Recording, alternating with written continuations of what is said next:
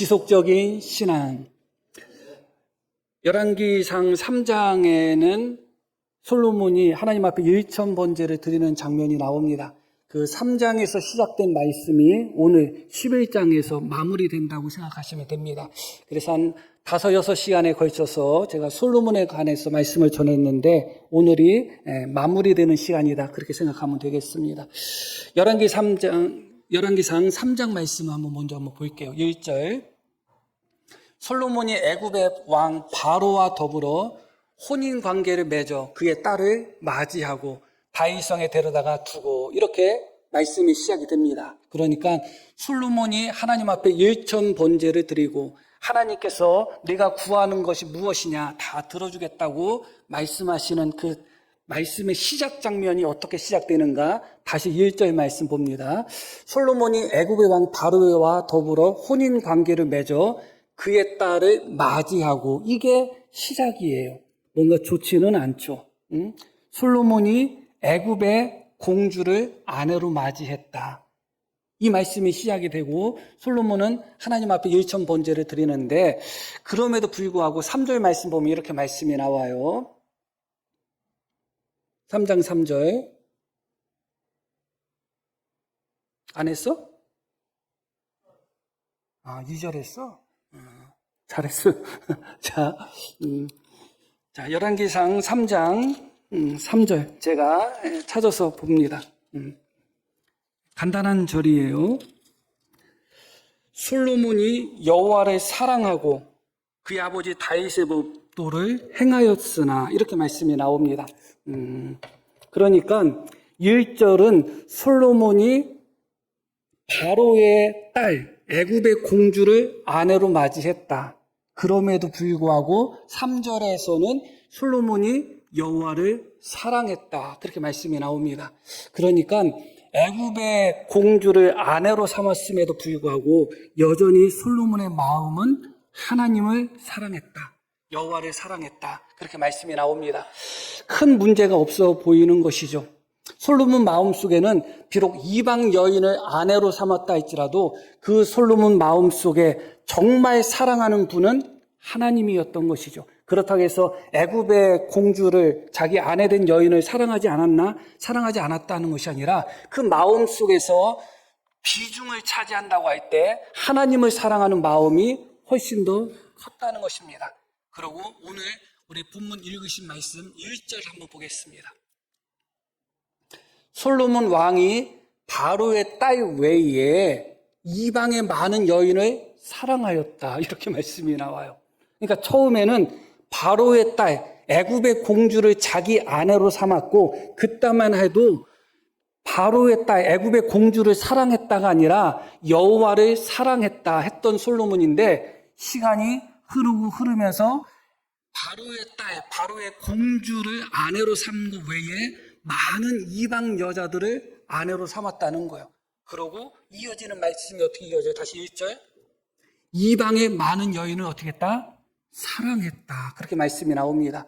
열왕기상에는 사랑이라는 단어가 딱 4번 등장합니다. 4번 등장하는데 한 번은 중요한 것은 아니고 3번이 솔로몬과 관계돼서 등장하는데, 솔로몬이 여호와를 사랑했다 할 때 한 번 등장하고, 나머지 2번은 솔로몬이 이방 여자들을 사랑했다 하는 데에 등장합니다. 그러니까 비록 솔로몬의 마음속에 처음에 애굽의 공주를 아내로 삼았을 때는 여전히 그 마음속에 하나님을 사랑하는 마음이 컸었는데, 시간이 흘러가면서 이방 여자들을 1명, 2명 더 자기의 부인으로 삼다 보니까 하나님을 사랑했던 그의 마음이 변하여 이방 여인들, 이방 아내들을 사랑하는 마음으로 변하고 바뀌었다, 그렇게 말씀이 나오는 것이죠. 이 부분에서 우리가 여러 가지를 생각할 수가 있습니다.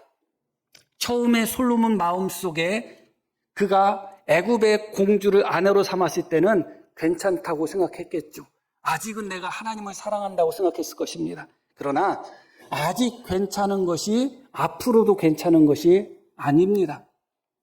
처음에는 솔로몬이 이방 여자인 바로의 딸을 아내로 삼았어도 여전히 하나님을 사랑했지만, 시간이 흘러가면서 갈수록 점점 이방 여인들을 많이 아내로 삼고 그녀들과 더 많은 관계와 시간을 가지면서 점점 솔로몬의 마음이 하나님으로부터 멀어지고 하나님을 사랑하는 마음이 변하여 이방 아내들을 사랑하는 마음으로 바뀌었고 하나님을 사랑하는 마음이 바뀌어서 하나님을 떠나는 모습으로 변해버린 것이죠. 한순간에 그의 마음이 변하지는 않았지만 시작점은 분명히 바로의 딸을 자기의 아내로 삼는 것, 그때부터 시작이 된 것이죠. 우리의 마음은 언제나 나누어져 있습니다. 마음이 하나가 되면 참 좋은데 내 마음도, 그런데 내 마음이 하나가 될 수가 없죠. 사실은 사랑하는 대상을 이야기할 때 딱 한 사람만 사랑하지 않잖아요. 자식이 2명, 3명 있다면 딱 한 자식만 사랑하는 게 아니잖아요. 이 아이도 사랑하고 저 아이도 사랑하고 이것도 사랑하고 저것도 사랑합니다. 그렇게 우리 마음에는 나누어져 있는 부분들이 많이 있어요. 처음에 솔로몬 마음속에 바로의 딸을 아내로 삼았을 때 바로의 딸을 사랑하는 부분이 있었겠죠. 그럼에도 불구하고 솔로몬의 마음 대부분은 하나님을 사랑하는 마음으로 채워진 겁니다. 그런데 어느 순간 조금씩 그것이 잠식되고 침식되면서 점점 어떻게 변했는가? 하나님을 사랑하는 마음은 점점 줄어들고 이방 여인들을 아내로 삼았는데 그녀들을 사랑하는 마음들은 점점 커갔다는 것입니다. 그래서 결국은 솔로몬이 하나님을 사랑했던 그 솔로몬이 이방 여인들을 사랑하게 되었다. 그런데 3절 말씀 본문, 왕은 후궁이 700명이요 첩이 300명이라 그의 여인들이 그 처첩들이 그 여인들이 왕의 마음을 돌아서게 했다. 이 여인들은 어떤 여인인가? 솔로몬이 사랑한 여인이에요. 사람은 내가 사랑하는 대상에 의해서 변화되고 통제되게 되어 있습니다. 내가 무엇을 사랑하는가에 따라서 그 사람한테 영향을 받고 그것에 통제되는 그런 모습을 보여줄 수밖에 없는 것이죠. 솔로몬도 마찬가지였습니다. 하나님을 사랑할 때는 하나님께 영향을 받는 거예요. 하나님의 말씀에 영향을 받고 하나님께 통제가 되는 것입니다. 그런데 그의 마음이 점점 이방 아내들을 사랑하는 마음으로 변했을 때 결국은 솔로몬의 마음을 누가 통제하고 누가 움직였는가? 이방 여인들, 이방 아내들이 솔로몬의 마음을 지배하고 통제하고 움직였다는 것이죠. 내가 무엇을 사랑하는가에 따라서 내 마음이 변하고 흔들릴 수밖에 없는 거예요. 오직 하나님만 사랑했을 때는 솔로몬의 마음이 변하지 않았겠죠. 흔들리지 않았을 것입니다. 그런데 많은 이방 여인들을 아내로 삼고 그녀들을 사랑하다 보니까 점점 솔로몬의 마음이 변하고 흔들리고 그녀들에 의해서 영향을 받다 보니까 결국은 3절 말씀 보면 이렇게 말씀이 나옵니다. 다시 왕은 후궁이 700명이고 첩이 300명이라 그의 여인들이 왕의 마음을 어떻게 했다? 돌아서게 하였다. 그래서 결국은 4절 보면 솔로몬의 나이가 많을 때에 그의 여인들이 그의 마음을 돌려, 그러니까 처음에 젊었을 때는 그래도 자기 마음을 잘 지켜나갔는데 시간이 흐르면서 점점 자기도 모르게 솔로몬의 마음이 여자들에게 빼앗기고 솔로몬의 마음이 변해갔다는 거예요. 솔로몬의 나이가 많을 때에 그의 여인들이 그의 마음을 돌려 어떻게 했다고 나와요? 다른 신들을 따르게 하였더라. 정말 무서운 결과가 나타난 것입니다. 처음에는 여호와 하나님 한 분만 사랑했던 사람이 솔로몬이었습니다. 그런 솔로몬이 애굽의 왕의 딸을 자신의 아내로 삼았습니다. 그때까지만 해도 괜찮았습니다. 그때까지만 해도 여호와 하나님을 사랑했습니다. 그러나 어느 순간 그렇게 이방 여인들을 하나둘 아내로 삼다 보니까 솔로몬의 마음이 이방 여인들을 사랑하게 되었고 그 여인들이 솔로몬의 마음을 완전히 돌려버렸다는 것입니다. 하나님을 향했던 솔로몬의 마음, 하나님만 사랑했던 솔로몬의 마음을 바꿔서 자기들이 섬기는 우상을 따르도록 만들었다는 것이죠. 그래서 결국은 하나님께 성전을 봉헌하여 드렸던 솔로몬이 이방 여인들이 섬기는 우상들을 위해서 곳곳에 산당과 신전들을 다 짓습니다. 그것이 이어지는 말씀 속에서 계속 나오는 거예요. 그러니까 솔로몬은 많은 건축을 했거든요. 많은 건축을 했는데 가장 대표적인 건축물이 성전과 왕궁 2개입니다. 그런데 그것에서 끝난 것이 아니라 자신이 아내로 삼았던 이방 여인들이 섬기는 신들을 위해서도 여기저기 신전들을 세우고 산당들을 세우는 그런 모습을 보이고 있는 것이죠. 여호와만 사랑했던 솔로몬이 어느 순간 이렇게 변한 것입니다. 마음을 지키지 못했기 때문에 그렇습니다. 마음을 빼앗기면 다 빼앗기는 것이죠. 유명하다고 얘기해야 되나요? 말 중에 중꽃마. 난 처음에 중꽃마가 뭔가 했어요. 중꽃마가 뭔지 아셔요? 중요한 것은 꺾이지 않는 마음이라는 거예요. 그게 줄여서 중꽃마라고 하는데, 마음이 꺾이면 다 끝나버리는 것입니다. 우리의 몸의 중심이 심장이죠. 심장에서부터 피가 흘러서 전신에 다 퍼집니다. 그런데 마음은 영혼의 심장이에요. 이 마음에서부터 모든 생각들, 모든 감정들, 모든 의지들이 시작이 되어서 우리 영혼, 육신 전체에 영향을 미치는 거거든요. 그렇기 때문에 영혼의 심장이라고 하시는 이 마음 자체가 무너지고 꺾이고 변질되면 다 끝나버리는 것입니다. 육신적으로다가 하나님을 섬기는 것처럼 보인다 할지라도 그의 마음이 하나님으로부터 떠났다면 다 끝나버리는 것이죠. 하나님을 사랑하고 오직 하나님과 함께했던 솔로몬의 마음이 어느 순간 여인들을 사랑하게 되고 그 여인들에게 영향을 받아서 하나님을 떠나고 하나님으로부터 등을 지는 그런 상태가 되었습니다. 그 마음이 하나님을 떠났다. 그렇게 말씀이 나오는 것이죠. 우리의 신앙에 있어서 가장 중요한 것이 무엇인가? 그것은 바로 마음을 지키는 겁니다. 왜냐하면 마음은 너무 쉽게 변하기 때문에 그래요. 어떤 때는 한순간에 마음이 변할 때도 있고 어느 때는 천천히 마음이 변할 때가 있지만 중요한 것은 우리의 마음은 한결같지 않다는 것입니다. 언제든지 변화되고 또 변화되고 때로는 변화가 아니라 변질되고 또 변질되고 때로는 부패하고 때로는 우리의 마음이 그렇게 하나님으로부터 쉽게 멀어져 가는 거거든요. 그렇기 때문에 마음을 지킨다는 것이 너무 중요한 것입니다. 마음을 지키지 않으면 우리의 영혼을 지킬 수 없고 우리의 생명을 지킬 수가 없습니다. 우리의 믿음을 지킬 수 없습니다. 마음에서부터 시작이 되는 거기 때문에 그렇습니다. 그러나 결국은 솔로몬은 그 마음을 지키지 못했습니다.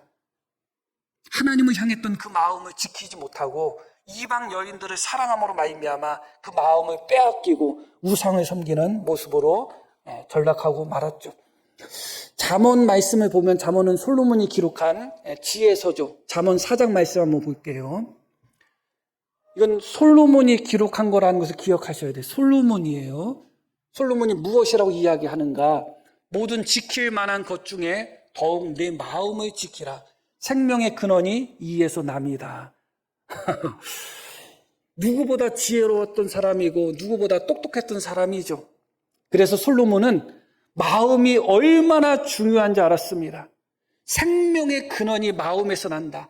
우리 육신의 몸의 근원이 심장에서부터 시작되듯이 우리 생명, 우리 영혼의 근원 자체가 마음에서부터 시작이 된다. 그렇기 때문에 아무리 지킬 것이 많다 할지라도 더욱 너 자신의 마음을 지키라. 이렇게 잠언을 통하여 권면했던 솔로몬이 정작 본인의 마음을 지키지 못했어요. 그만큼 마음을 지킨다는 것이 어려운 거예요. 몰라서 못 지키는 사람도 있지만 안다고 해서 지켜지는 게 아니에요.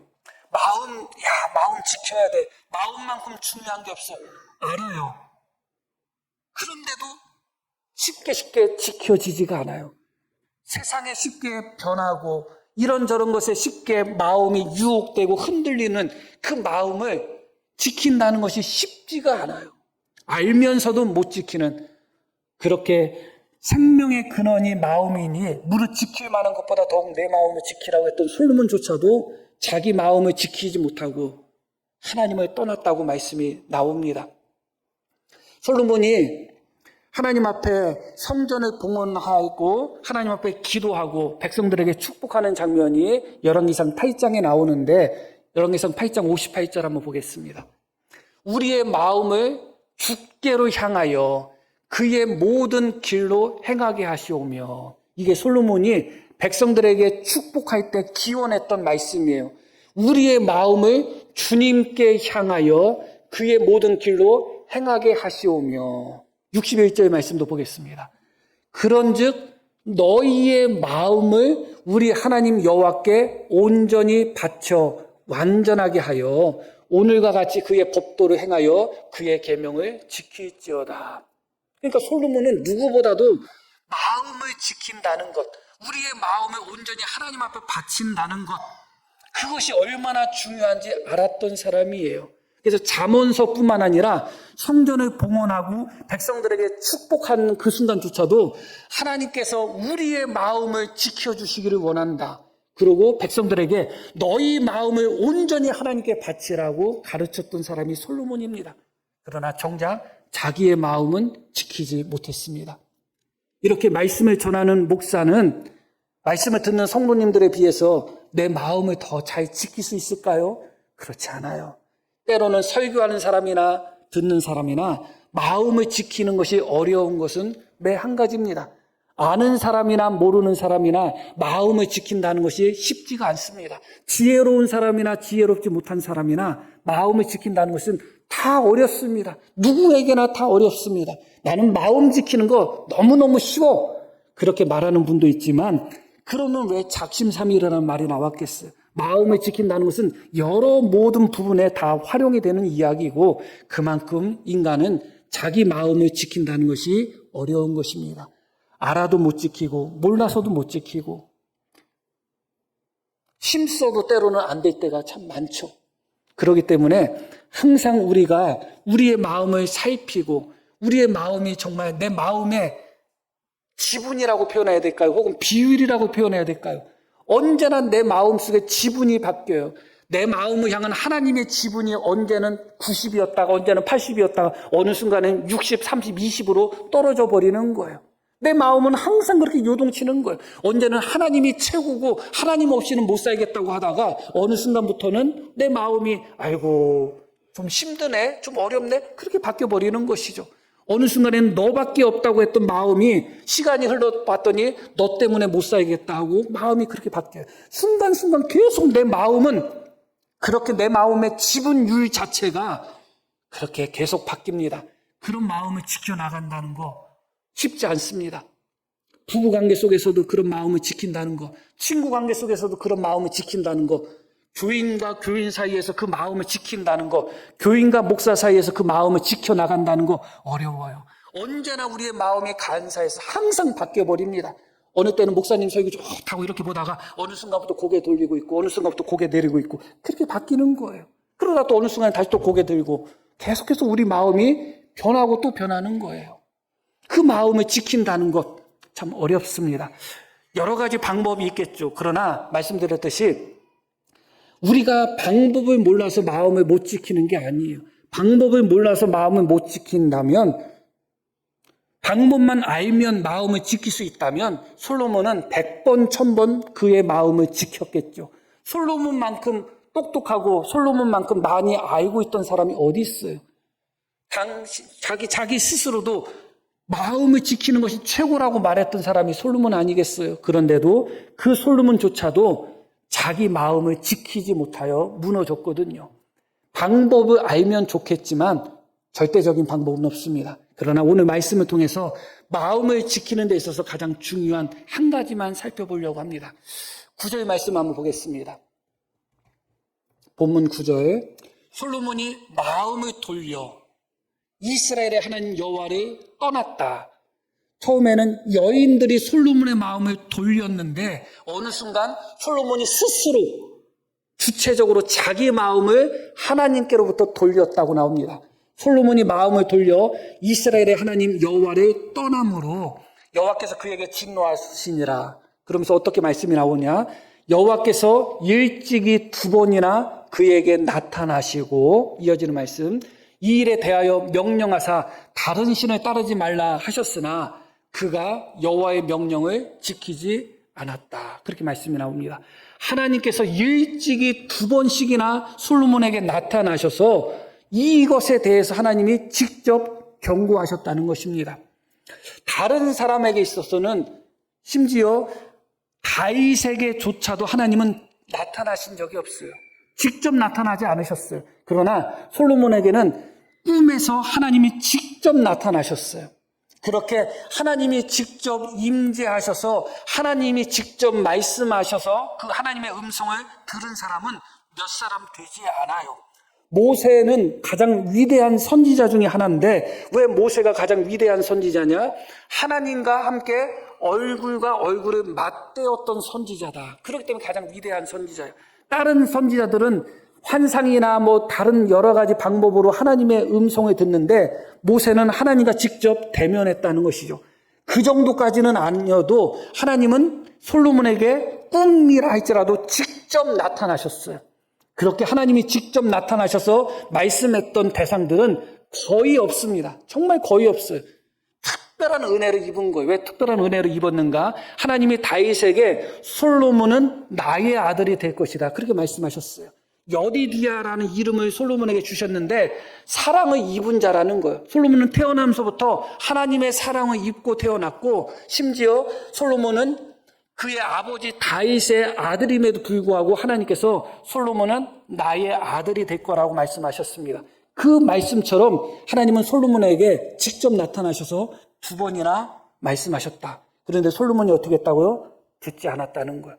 2번씩이나 하나님이 직접 나타나셔서 미리 경고하고 또 경고했는데 솔로몬이 듣지 않았다. 순종하지 않았다. 그렇게 말씀이 나오죠. 다시 열왕기상 3장 말씀으로 돌아가겠습니다. 9절 말씀 봅니다. 누가 주의 이 많은 백성을 재판할 수 있사오리까? 듣는 마음을 종에게 주사 주의 백성을 재판하여 선악을 분별하게 하옵소서.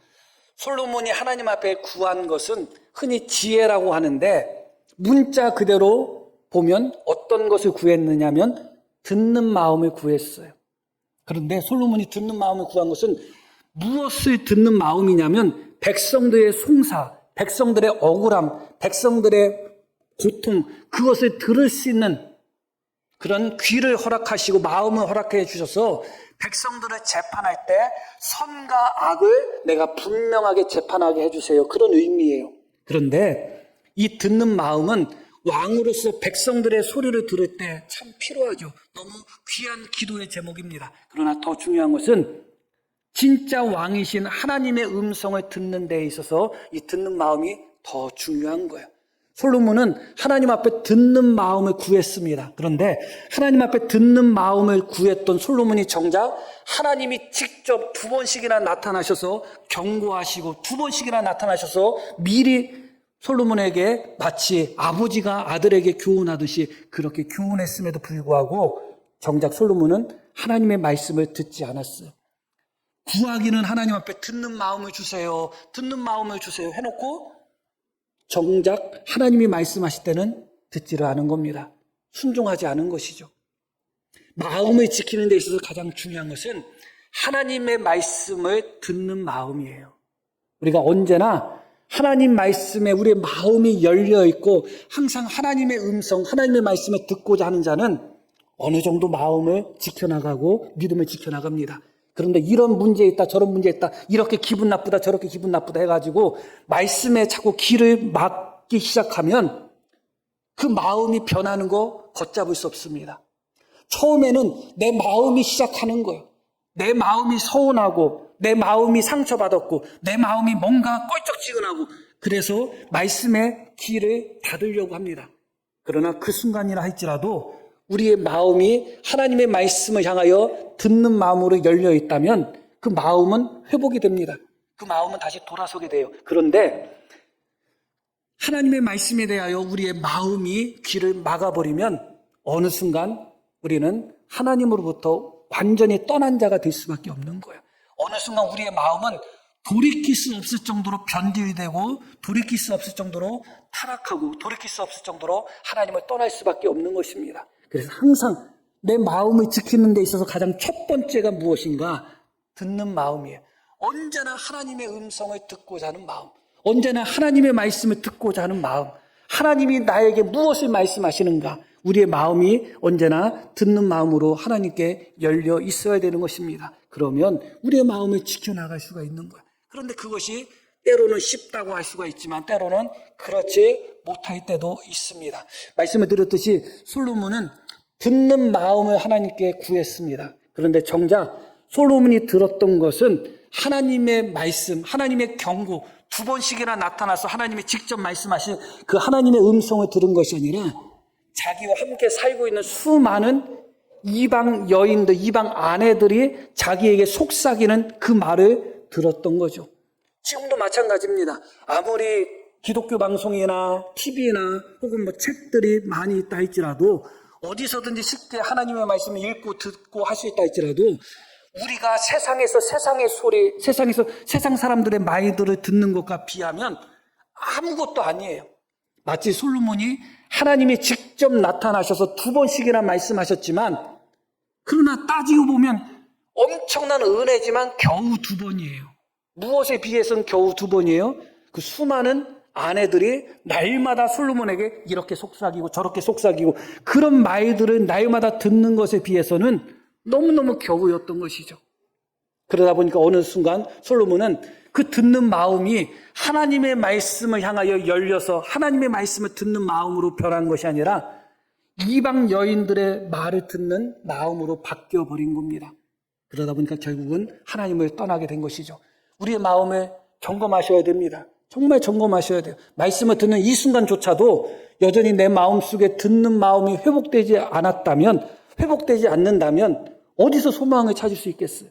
소망을 찾을 수 없습니다. 언제나 우리는 하나님의 말씀을 듣는 자리에서 듣는 마음을 갖고 하나님 말씀을 기울일 때 우리의 마음이 흔들리고 또 흔들리고 변하고 또 변하려고 할 때마다 그 말씀이 우리를 붙들고 우리를 회복시켜 주시는 것입니다. 그런 은혜가 우리 모든 성도님들에게 있기를 소망합니다. 결론적인 말씀을 드리고자 합니다. 어쩔 수 없이 이제 하나님께서 솔로몬을 징계할 수밖에 없습니다. 그래서 하나님께서 솔로몬에게 이렇게 말씀하십니다. 11절 말씀 보겠습니다. 여호와께서 솔로몬에게 말씀하시되 내게 이러한 일이 있었고, 솔로몬이 계속 하나님을 떠나고 이방 여자들 섬기고 우상을 섬긴 일들이에요.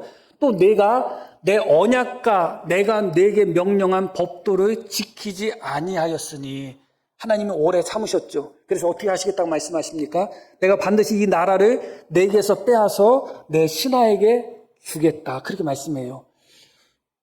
내가 하나님의 말씀을 지금까지 순종하지 않았고 이방 우상을 섬기고 그렇게 내가 내 뜻대로 살지 않았기 때문에 너의 나라를 빼앗아서 너의 신하에게 주겠다. 그렇게 말씀합니다. 그런데 여기서 끝나지 않죠. 12절 말씀. 그러나 내 아버지 다윗을 위하여 내 세대에는 이 일을 행하지 않겠다.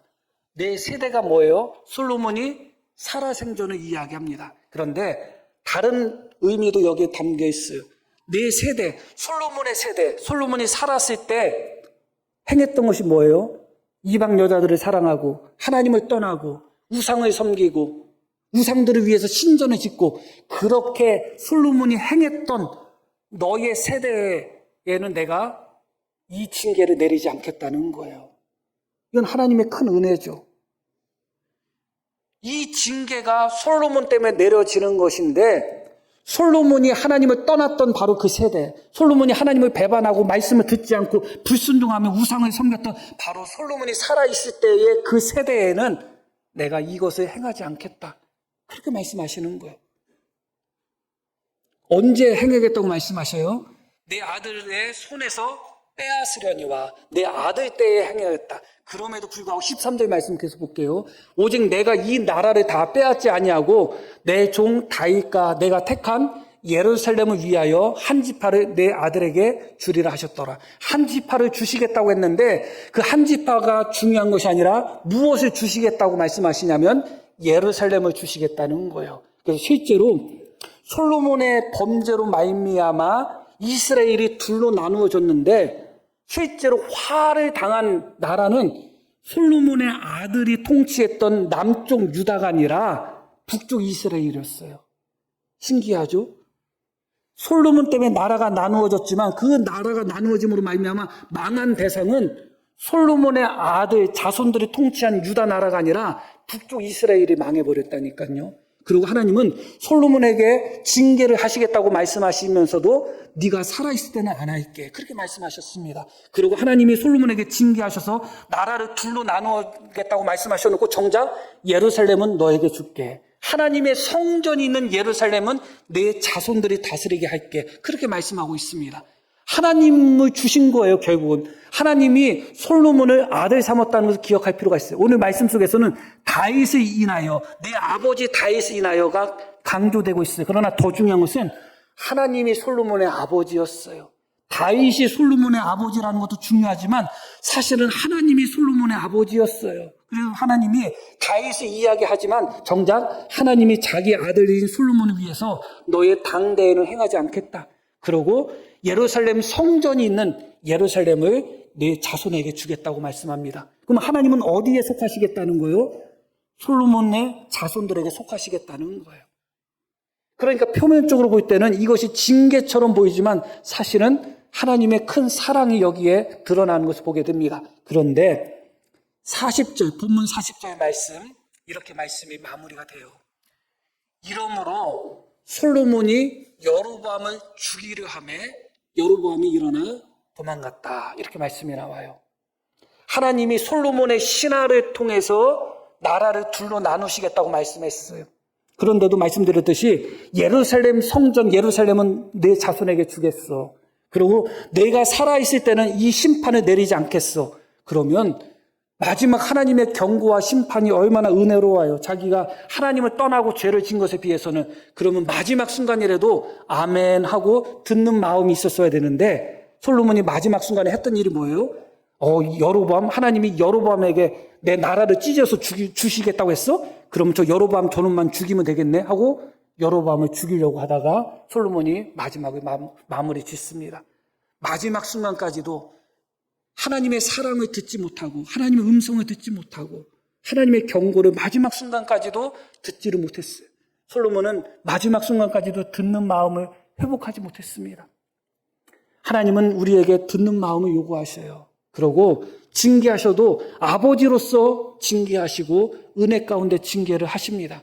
그런데도 우리는 계속해서 하나님의 음성에, 하나님의 말씀에 우리 마음을 닫아버리고 있습니다. 무릇 지킬 만한 것보다 더 마음을 지키라고 말씀합니다. 그리고 그 마음을 지키는 데 있어서 첫걸음이 듣는 마음, 하나님의 말씀, 하나님의 음성을 듣는 마음이 가장 중요합니다. 하나님께서 우리 마음속에 듣는 마음을 회복시켜 주시기를 소망합니다.